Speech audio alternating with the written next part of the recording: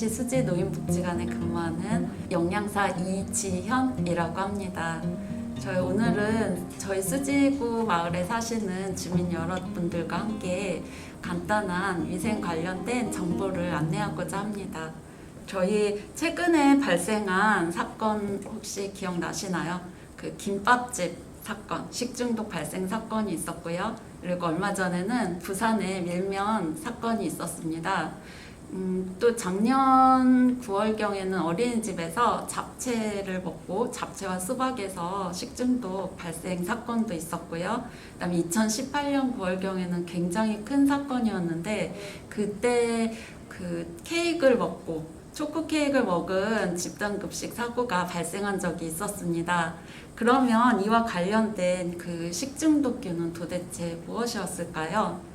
이 균은 바로 살모넬라라는 균이었습니다. 그럼 이 살모넬라라는 균은 어떤 균일까요?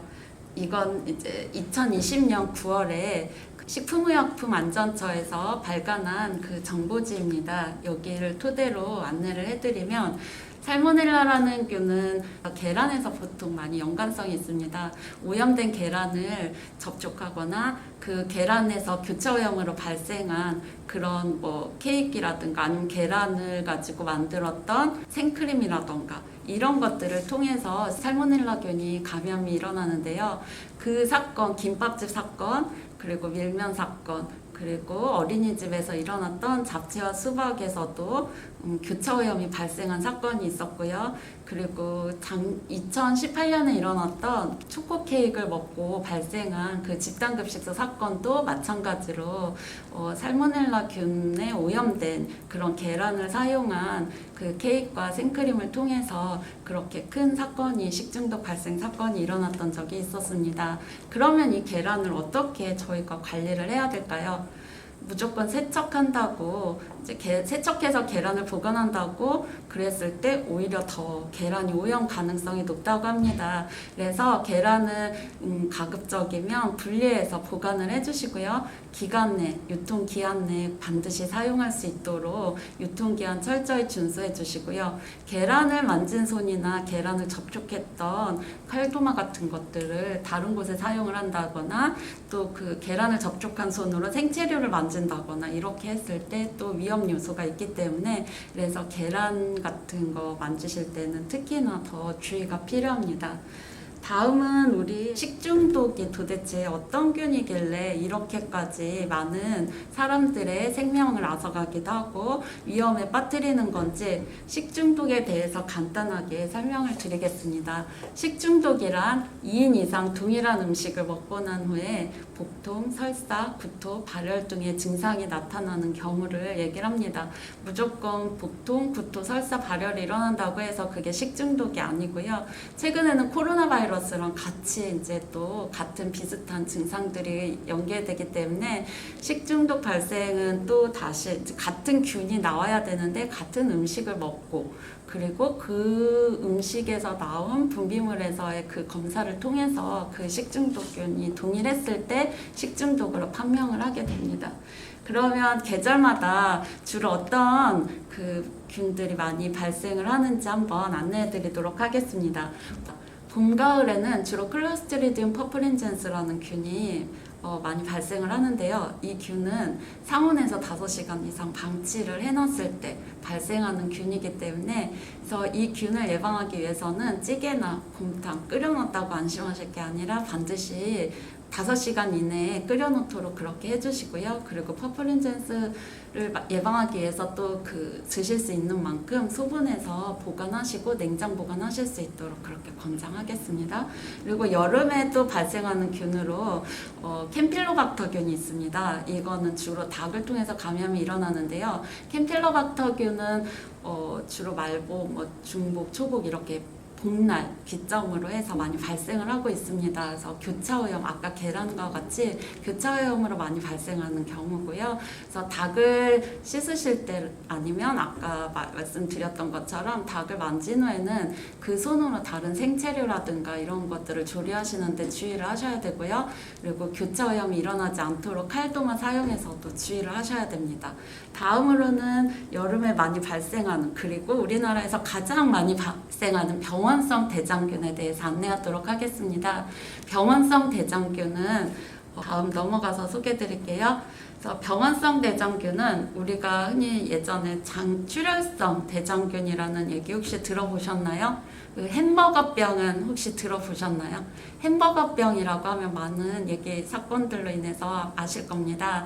그래서 이 병원성 대장균 주로 장출혈성 대장균도 있고요, 장독소형 대장균도 있는데 이 중에 장출혈성 대장균에 대해서 말씀드리겠습니다. 장출혈성 대장균은 이제 10개의 입자만으로도 발생할 수 있는 좀 강력한 그런 균이라고 보시면 돼요.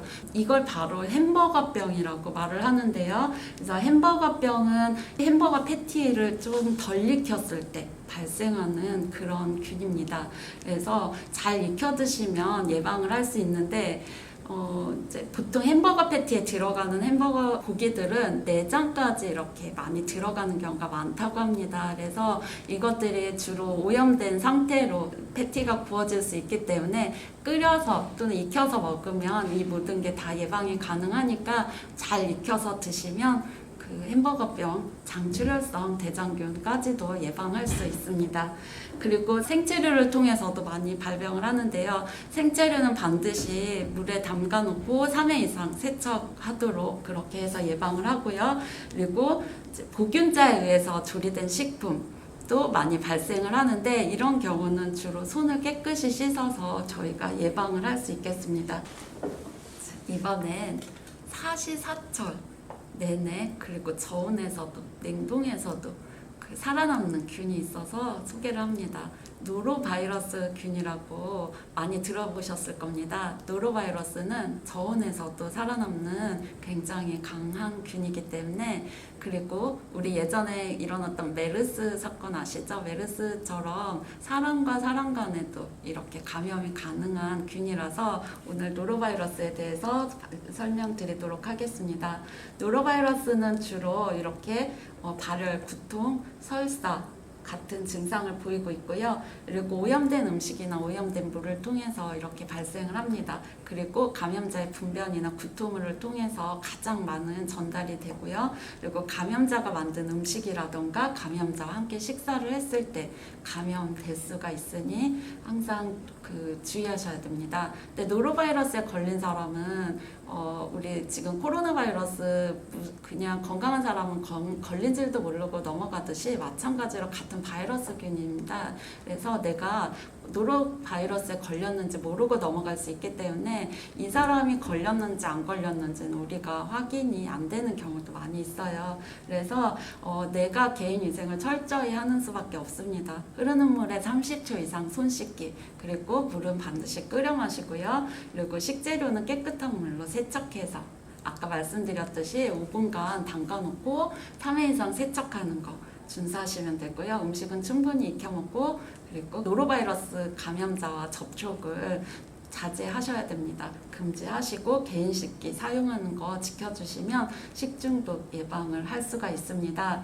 그리고 식중독, 이 노로바이러스는 간접 접촉을 통해서도 일어나는 그런 균이기 때문에 화장실에서 변기물 내릴 때는 뚜껑을 닫고 내려주시고요. 그리고 혹시나 구토물 같은 경우 그냥 치우시는 게 아니라 소독액을 충분히 적셔서 그것을 충분히 닦아주셔야 됩니다. 그래야 제2차 감염 방지를 할 수 있습니다.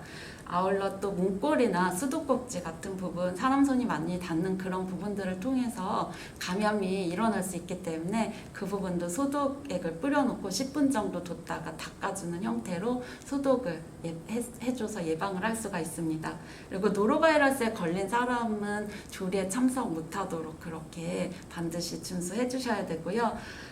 식중독 예방을 위해서는 손 씻기, 익혀 먹기, 그리고 끓여 먹기, 세척, 소독하기, 구분 사용하기, 보관 온도 지키기, 이렇게 6가지 예방 수칙을 반드시 지킬 수 있도록 부탁드리겠습니다. 그리고 이거는 4월 14일 코로나19 상황을 반영해서 정부에서 한국인을 위한 식생활 지침을 발표를 했는데요. 9가지 규칙입니다. 우리 이 부분만 식생활 지켜도 건강한 생활 유지할 수 있으니 여기서 9가지 잠깐 소개하도록 하겠습니다.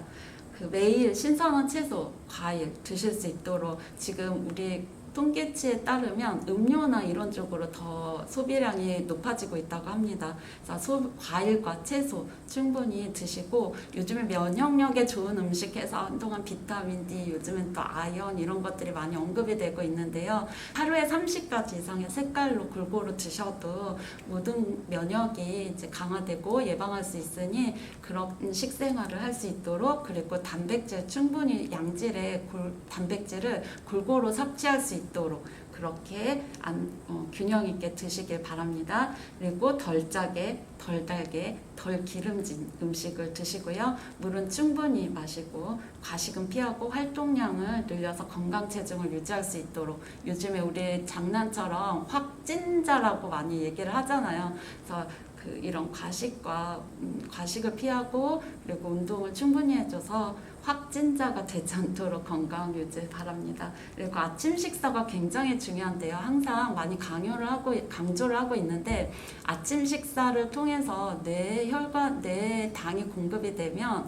학생들은 공부에 더 집중을 할 수 있고요. 어르신들은 치매 예방에도 도움이 되니까 아침 식사 반드시 하실 수 있도록 부탁드립니다. 그리고 음식은 위생적으로 필요한 만큼만 마련을 하고요. 그리고 음식을 먹을 땐 각자 덜어 먹을 수 있도록 이 코로나 상황에서 저희 문화는 아직은 함께 나눠 먹는 문화로 정착돼 있잖아요. 근데 코로나19를 통해서 저희가 좀 덜어 먹으면서 각자 개별화하는 습관이 필요하지 않을까. 이 부분은 저희들의 생존을 위해서라도 모두의 건강을 위해서라도 필요한 부분이니 이제 우리의 전통적인 습관일 수도 있겠지만 이런 부분은 좀 함께 동참 바랍니다. 그리고 술은 절제하고요. 우리 지역의 식재료와 환경을 생각하는 식생활을 즐길 수 있도록 로컬 푸드라고 하잖아요. 그만큼 이동거리가 짧으면 이산화탄소 발생량도 줄일 수 있고 환경에도 도움이 된다고 하니 로컬 푸드 이용하면 좋겠습니다. 식중독 예방 자가 체크리스트가 있습니다. 여기 영상으로 보여드리오니 이거 참고하셔서 내가 식중독 예방을 위해서 잘 준비하고 있는지 한번 참고하시기 바랍니다. 그동안 경청해 주시면 감사드립니다. 감사합니다.